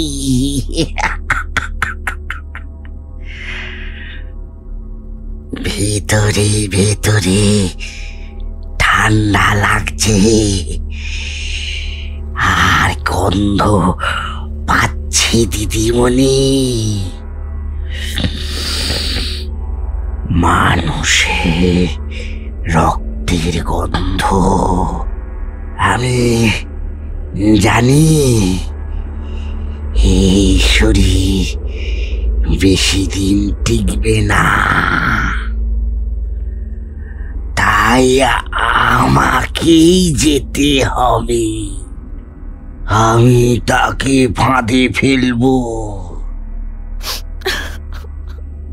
বিথি আবার ফুঁপিয়ে উঠল, ঠোঁট কামড়ে ধরল, যেন কান্নার শব্দটাও বাইরে না আসে। অনিরুদ্ধ চুপ করে গেল, কিছু বলার ভাষা খুঁজে পেল না।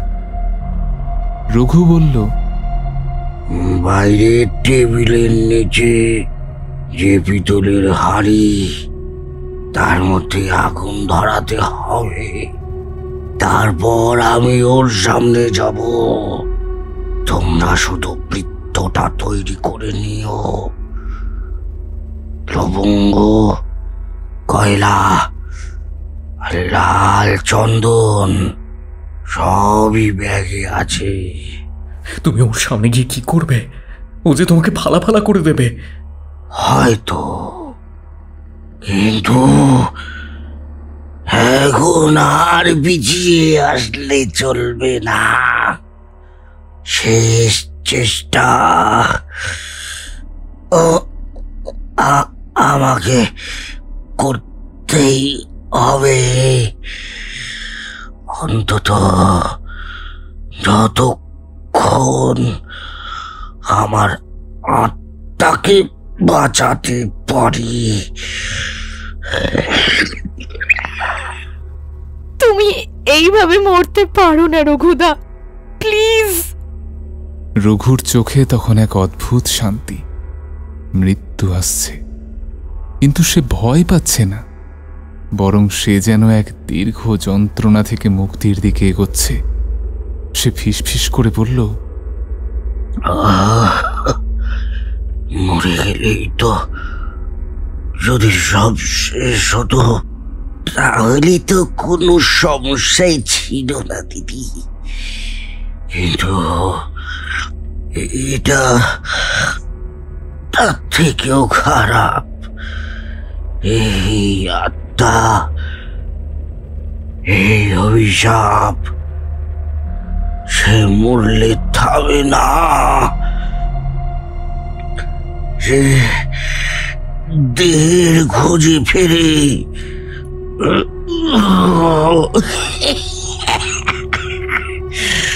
উৎসর্গের খোঁজে। তুমি সাবধানে যা করার সেটাই করো। অনিরুদ্ধর গলা শুকিয়ে কাঠ। রঘু ধীরে ধীরে উঠে বসল। শরীরটা কাঁপছে, কাঁধের রক্ত আবার চুইয়ে পড়ছে।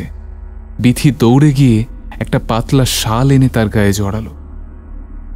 রঘু তখন অনিরুদ্ধর দিকে তাকিয়ে বলল, যদি আমি ফিরে না আসি, জানবে আমি শেষ পর্যন্ত লড়ে গেছি। তারপর ধীরে ধীরে দরজার দিকে এগিয়ে গেল সে। বাইরে ঝড় আর কুয়াশার মধ্যে সেই অন্ধকারটা ঘনীভূত হয়ে আছে। যেখানে হয়তো অর্ক দাঁড়িয়ে আছে মাথা নিচু করে, চোখ দুটো লাল আর শূন্য। আর সেই আত্মা যে শরীর খুঁজছে, চায় রক্ত, উৎসর্গ চায়। রঘু পা ফেলে নামল ভিজে কাঠের সিঁড়িতে।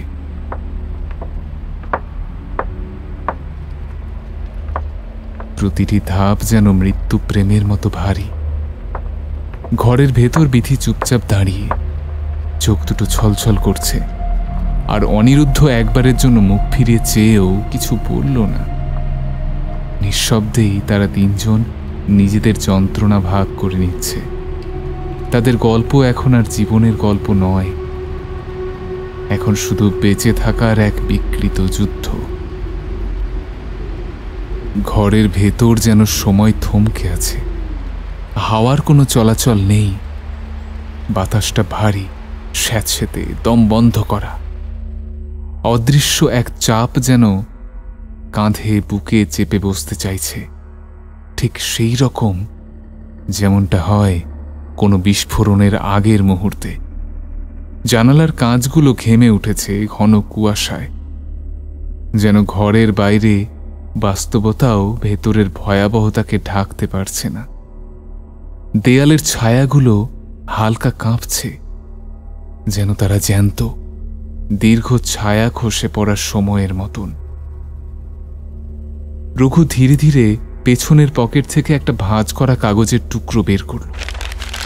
তার আঙুল কাঁপছে, শরীর কেঁপে উঠছে যন্ত্রণায়, কিন্তু চোখের মধ্যে নিঃসন্দেহের দৃঢ়তা। সে কাগজটা খুলে বুকের উপর রাখল। কাগজে লেখা সেই মন্ত্র, যেটা তার পূর্বপুরুষ লিখে রেখে গিয়েছিল। দগ্ধ কালি, পুরনো অক্ষর, যেন মাটি আর আগুনের গন্ধ লেগে আছে তাতে। তার কণ্ঠ ফিসফিসিয়ে তবু অনর। শুদ্ধায় সহস্রৌধম তন্ত্রৈঃ প্রকৃত্য নিবন্ধয় অগ্নিশুদ্ধায় সহস্রৌধম তান্ত্রিক প্রকৃতি নিবন্ধয়। এইটুকুই আছে আমার হাতে, এটাই শেষ উপায়। আত্মাকে আটকে ফেলতে হবে আগুনের বৃত্তের মধ্যে। এই মন্ত্র দিয়ে ওকে আটকে রাখতে হবে। দেহ আর আত্মার ভেতরকার সংঘর্ষে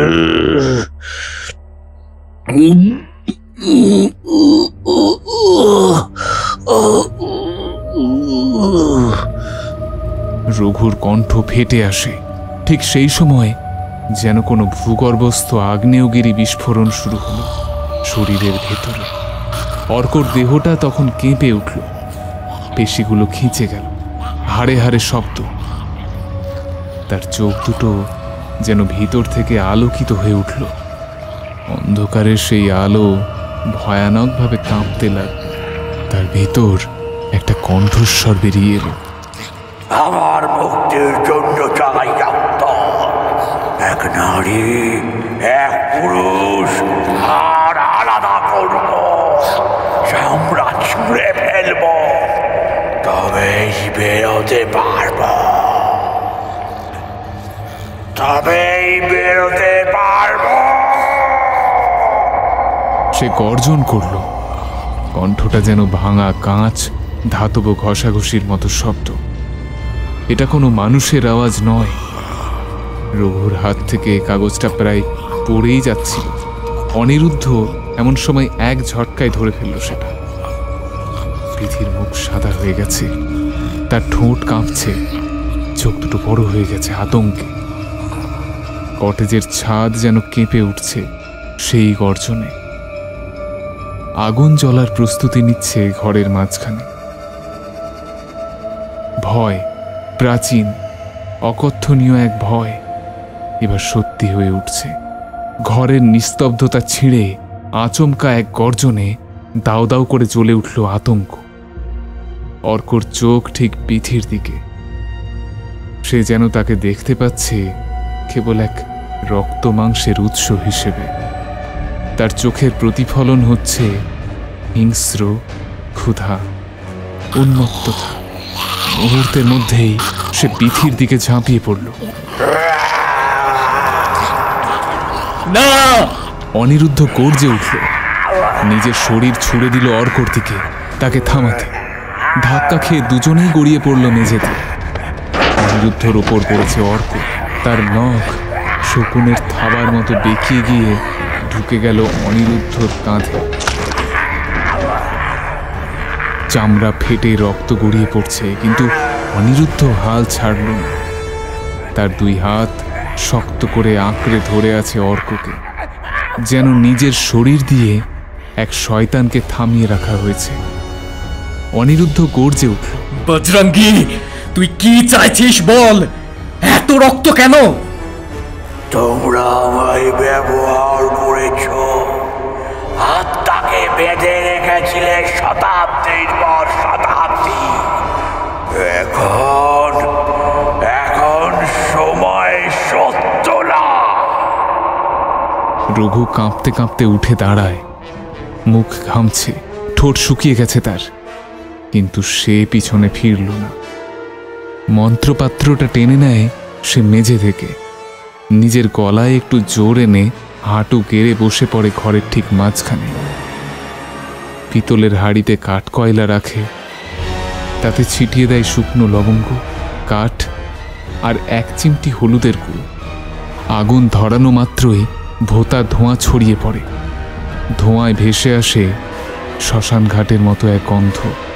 রক্ত পুড়ে যাওয়া হাড়, মানুষের চুল আর যন্ত্রণার গন্ধ। রঘু শুরু করে মন্ত্রোচ্চারণ। শক্তিমন্ত্র শক্তিমন্ত্র বাতাস ক্রমশ ভারী হয়ে ওঠে। ঘরের চারপাশ যেন থরথর করে কাঁপছে। ছাদের লণ্ঠন নিজে নিজেই দুলছে অস্বাভাবিকভাবে। বিদ্যুৎ চমকাচ্ছে জানালার ওপারে। আলোক ছায়ায় দেওয়ালের ছায়াগুলো যেন নিজেদের মধ্যে কথা বলছে। আমি বাঁচতে দেব না কাউকে। আত্মার কণ্ঠ গর্জে ওঠে আবার, কণ্ঠে প্রতিহিংসার বিষ।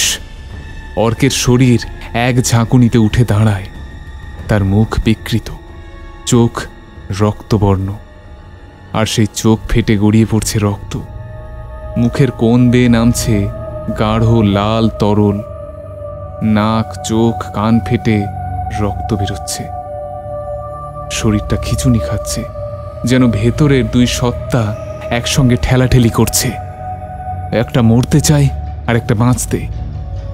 এই বিভীষিকা আর বাস্তবের মাঝখানের সীমারেখা ক্রমেই অস্পষ্ট হয়ে যাচ্ছে। বিধি যখন জমে গেছে পাথরের মতো, শহরের সমস্ত রক্ত যেন সরে গেছে মুখ থেকে। তার চোখে আতঙ্ক জমে আছে, জীবনের শেষ আলোর মতো। সে তাকিয়ে আছে অর্কর সেই রূপটার দিকে, যেটা একসময় তার বন্ধু ছিল, এখন এক পিশাচ। আগুনের আলোয় অর্কর মুখে স্পষ্ট হয়ে উঠেছে দুটো মুখ, একটা মানুষের আর একটা বিকৃত পোড়া ছাই ঢাকা আত্মার ছায়া। রঘু তখন উচ্চারণ করছে চূড়ান্ত মন্ত্র। তার কণ্ঠে রক্ত এসে জমেছে, কিন্তু সে থামে না। অগ্নিবন্ধন প্রেত বিনাশ আত্মঘাতক সদন বন্ধনং। ঘরটা কেঁপে ওঠে হঠাৎ। বিদ্যুৎ এক ঝলকে কুয়াশা ভেদ করে জানলার বাইরের আকাশকে চিরে দেয়। আর অর্ক চিৎকার করে ওঠে। সেই চিৎকারে যেন ফেটে যায় পৃথিবী।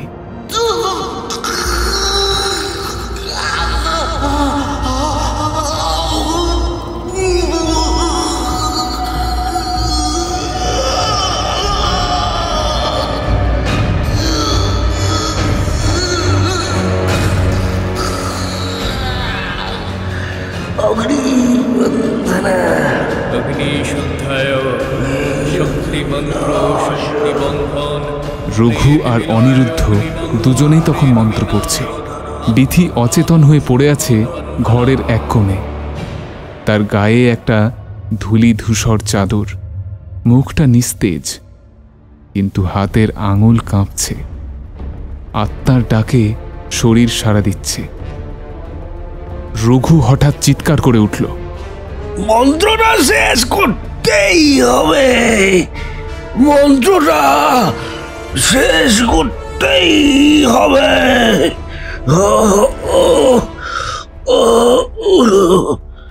অনিরুদ্ধ হাতড়াতে লাগলো মাটিতে ছড়িয়ে থাকা পুরনো পাতাগুলো। তার আঙুলে রক্ত, কিন্তু সে পড়া বন্ধ করল না। নমো কাল ভৈরবায় তান্ত্রিক শক্তি আত্মবন্ধনাং। ঘরের ভেতর তখন আগুনের বৃত্ত জ্বলছে, তার চারপাশে ধোঁয়া ঘুরছে। অর্ক সেই বৃত্তের মাঝখানে দাঁড়িয়ে। তার দেহ এখন এক লালচে কালো ছায়ায় রঙিন, মুখটা বিকৃত, চোয়াল কাঁপছে, চোখের মণি যেন গলে গিয়েছে। হঠাৎ অর্কর ভিতর থেকে আর একটা কণ্ঠ বেরোল,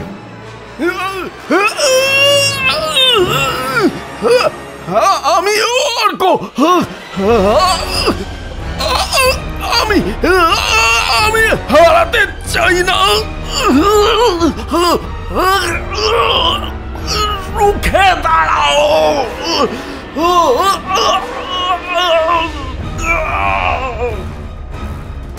সে গর্জে উঠল, নিজের বুক চাপা দিয়ে দাঁতে ঠোঁট কামড়ে রক্ত বের করে দিল। সে রক্ত ছিটকে পড়ল আগুনের বৃত্তে।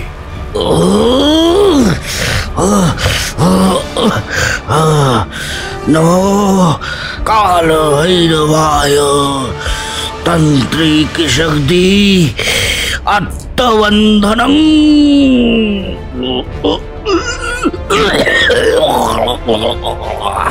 রঘুর মুখ থেকে মন্ত্র উঠছে একটানা, গলার স্বর বেয়ে রক্ত উঠছে, তবু সে থামছে না। তান্ত্রিক শক্তি। প্রচন্ড জোরে বাজ পড়ল, মনে হলো ঠিক কটেজের মাথায়। কেঁপে উঠল সব দেয়াল, ছাদ থেকে খসে পড়ল কিছু কাঠ। আগুনের বৃত্ত যেন এক চোখ রাঙানো মহাশক্তি হয়ে উঠল। আর তখন অর্কর শরীরটা ধীরে ধীরে ঝাঁকুনি দিয়ে থেমে গেল, আর মুখটা ওপরের দিকে তাকানো, আর মুখ দিয়ে এক ধোঁয়ার স্রোত বেরোচ্ছে, কালো ছাই রঙা ধোঁয়া। সেই ধোঁয়ার মাঝে ভেসে উঠল এক মুখ, বজরঙ্গীর। চোখে আগুন, মুখে ক্রোধ, কণ্ঠে আর্তনাদ। আমি আবার আসবো। ধোঁয়া ছিঁড়ে বেরিয়ে গেল জানালার ফাঁক দিয়ে।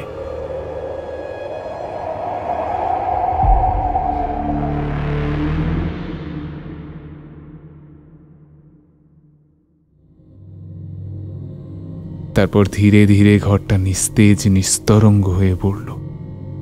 অর্ক ধপ করে বসে পড়ল মাটিতে। বিথি চোখ খুলল ধীরে ধীরে। তার ঠোঁটে তখনও ভয়, কিন্তু শরীরটা হালকা। অনিরুদ্ধ ফুঁপিয়ে উঠল। রঘু হাঁপাচ্ছে।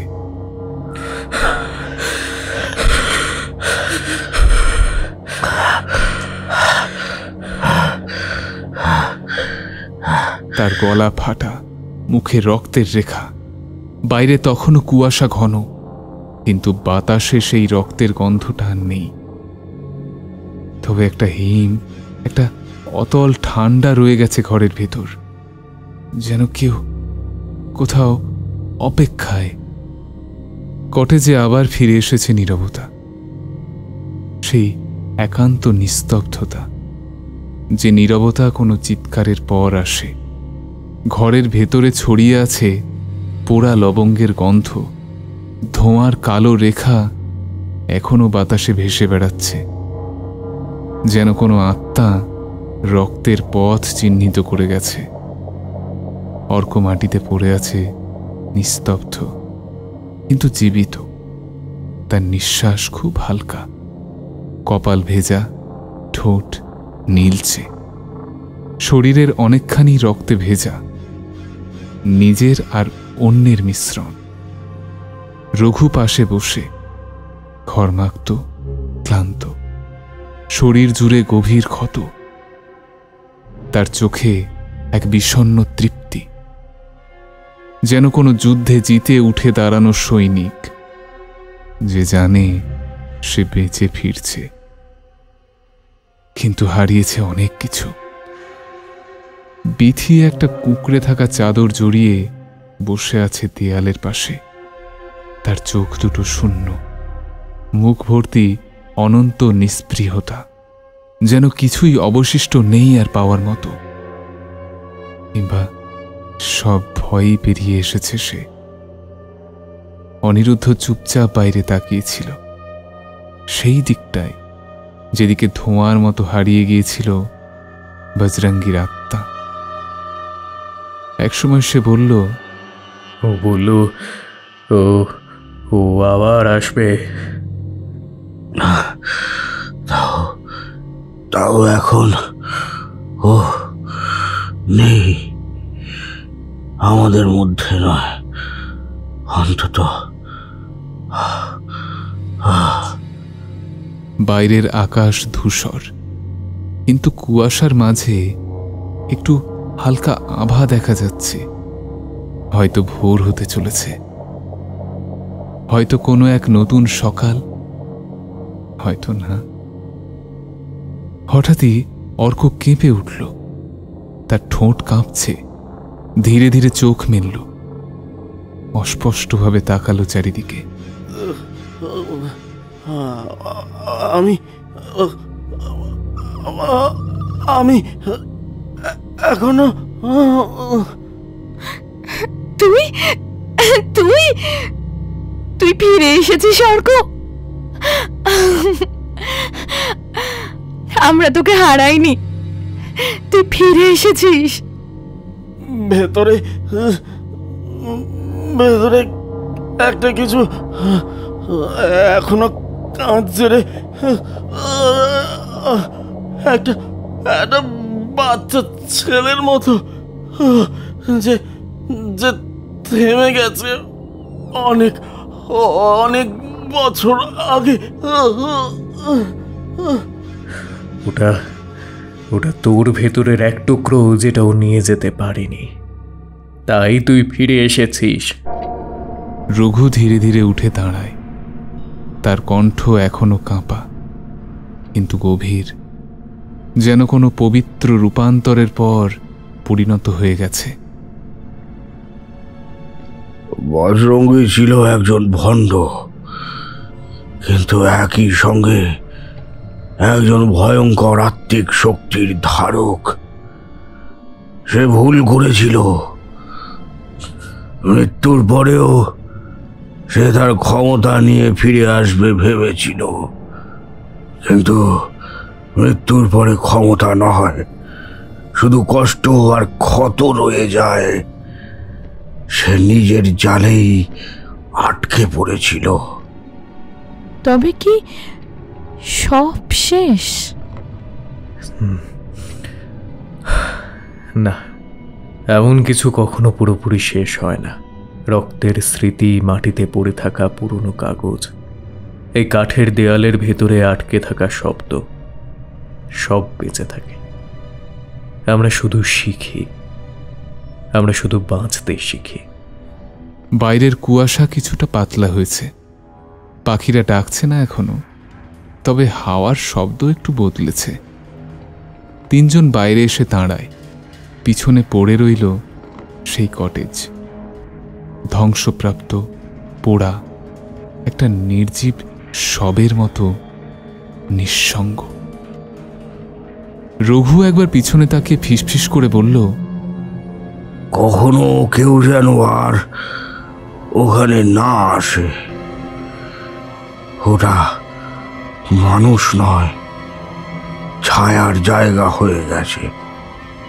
তিনজন ধীরে ধীরে হেঁটে চলে যায়। তাদের পায়ের নিচে শুকনো পাতা ভেঙে মিশে যায়, আর ঘরের জানলায় এক মুহূর্তের জন্য যেন কিছু একটা নড়ে ওঠে। হয়তো একটা পর্দা, হয়তো না।